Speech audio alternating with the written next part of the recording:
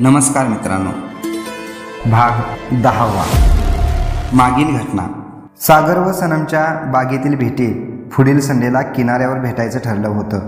त्यामुळे सागर व सनम किनाऱ्यावर भेटले होते.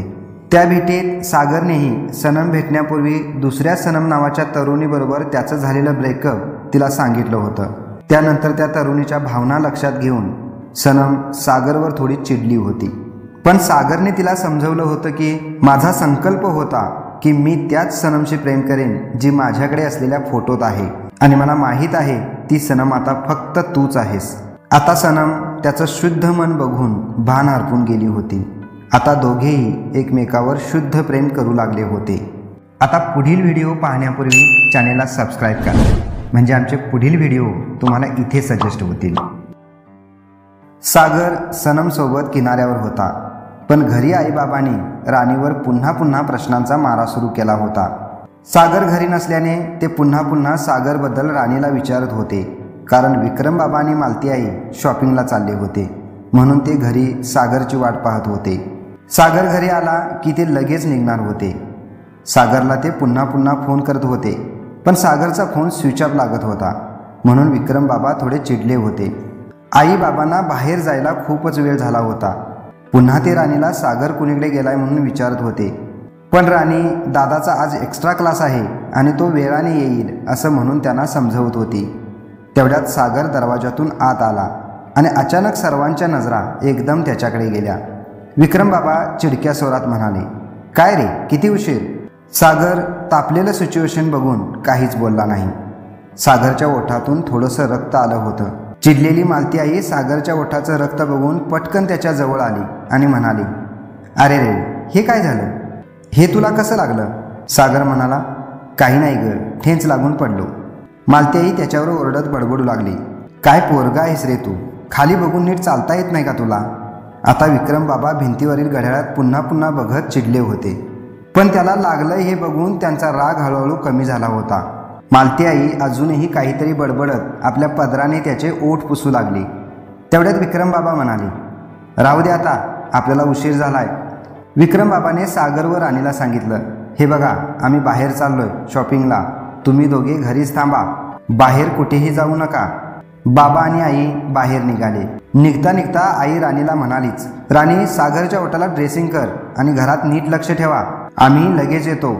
सागर आणि राणीने आईकडे बघत होकारार्थी मान हलवली आणि आई बाबा हॉलमधून बाहेर निघून गेले. राणी फर्स्ट एड बॉक्स आणायला आतील रूममध्ये गेली. सागर सोफ्यावर जाऊन बसला.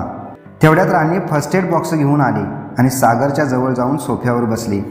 राणी सागरच्या ओठाची जखम साफ करत त्याला म्हणाली, काय रे दादा, हे ओठाला कसं काय लागलं? सागरने तिला उत्तर दिलं, काही नाही ग, ठेच काढून पडलो, बस. राणी त्याच्या ओठाला ड्रेसिंग करत म्हणाली, तुला नीट खाली बघून चालताही येत नाही, आलं माझ्या लक्षात. सनम असणार ना तुझ्या डोळ्यासमोर? मग सागर थोडासा लाजऱ्या शब्दात म्हणाला, अगं काहीतरीच काय. तेवढ्यात बाजूच्या टेबलवर ठेवलेल्या राणीच्या मोबाईलचा गजर वाजला. राणीने फर्स्ट एड बॉक्समध्ये पुन्हा सर्व साहित्य भरले आणि ती फर्स्ट एड बॉक्स ठेवायला आतील रूममध्ये निघाली. मोबाईल वाजतच होता, म्हणून सागर तिला सोफ्यावरूनच म्हणाला, अगं फोन तर उचल अगोदर. तेव्हा रूमच्या दरवाजातून आत जात राणी त्याला म्हणाली, फोन नाही रे दादा, गजर आहे तो. हे ऐकून सागरला थोडं आश्चर्य वाटलं. तेवढ्यात पुन्हा राणी हॉलमध्ये आली. राणी बाहेर जाण्याची तयारी करू लागली. मोबाईलचा गजर वाजतच होता. सागरने आश्चर्याने तिच्याकडे पाहत तिला विचारलं, हे दिवसा गजर होण्याची कोणती पद्धत ग राणी? ती बाहेर जाण्याची तयारी करतच त्याला म्हणाली, गजर काय सकाळी फक्त लवकर उठण्यासाठीच लावायचा नसतो, महत्त्वाची कामे लक्षात येण्यासाठी वापरला तरी चालतो, आणि महत्त्वाची कामे कोणत्याही वेळी असू शकतात. मोबाईलचा गजर वाजतच होता, म्हणून सागर अल्पशा रागात तिला म्हणाला, अगं तो गजर आता बंद तरी कर ना. तेव्हा राणी आरशात बघून आपले केस विंचरत त्याला म्हणाली, असू दे ना चालू, तुला काय प्रॉब्लेम आहे? गजर बंद केला आणि मी तुझ्या नादात बाहेर जायचं विसरले तर? तिची तयारी चालूच होती आणि गजरही चालूच होता. तो तिच्याकडे पाहत मान हलवत म्हणाला, अवघड आहे, पण तू चालली आहेस कुणीकडे? ती म्हणाली, महत्त्वाचं काम आहे. मग तो म्हणाला, असं कोणतं महत्त्वाचं काम आहे तुझं? आईबाबांनी काय सांगितलं होतं ऐकलं होतंस ना? त्याच्यावर ती म्हणाली, हो ऐकलं होतं. तू एकटा घरी थांबलास तरी खूप झालं, मीही तुझीच वाट पाहत होते. मग सागर म्हणाला, राणी हे योग्य नाही आहे. बरं ठीक आहे, पण काम काय आहे तुझं बाहेर ते तरी सांग. ती सगळी तयारी करून त्याच्याजवळ येऊन म्हणाली, ते मी तुला नंतर सांगेन, ओके.